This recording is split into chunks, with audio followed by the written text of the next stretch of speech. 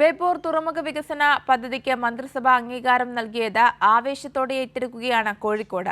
നാടിന്റെ മുഖച്ഛായ മാറ്റുന്ന പദ്ധതി മലബാറിനെയാകെ നേട്ടമാകുമെന്നാണ് വിലയിരുത്തൽ.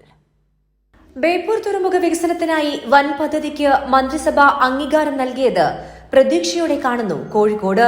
പൊതു സ്വകാര്യ പങ്കാളിത്ത മാതൃകയിൽ തുറമുഖത്തിന്റെ സമഗ്ര വികസനം ലക്ഷ്യമിട്ട് 2000 കോടി രൂപയുടെ പദ്ധതിക്കാണ് മന്ത്രിസഭ അംഗീകാരം നൽകിയത്.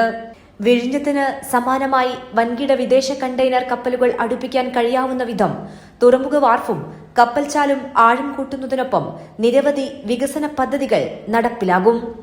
നാടിന്റെ മുഖച്ഛായ മാറുന്നതായിരിക്കും വികസന പദ്ധതി. സാമ്പത്തിക വളർച്ചയ്ക്കൊപ്പം അനുബന്ധ ജോലികളും വർദ്ധിക്കുന്നതോടെ മലബാറിൽ അത് നേട്ടമാകും എന്നതാണ് വിലയിരുത്തൽ. പെട്ടെന്ന് തന്നെ ടെൻഡർ നടപടികളിലേക്ക് കടന്ന് തുറമുഖ നിർമ്മാണം അതിവേഗം സാധ്യമാക്കാനാണ് തീരുമാനം. കൈരളി ന്യൂസ്, കോഴിക്കോട്.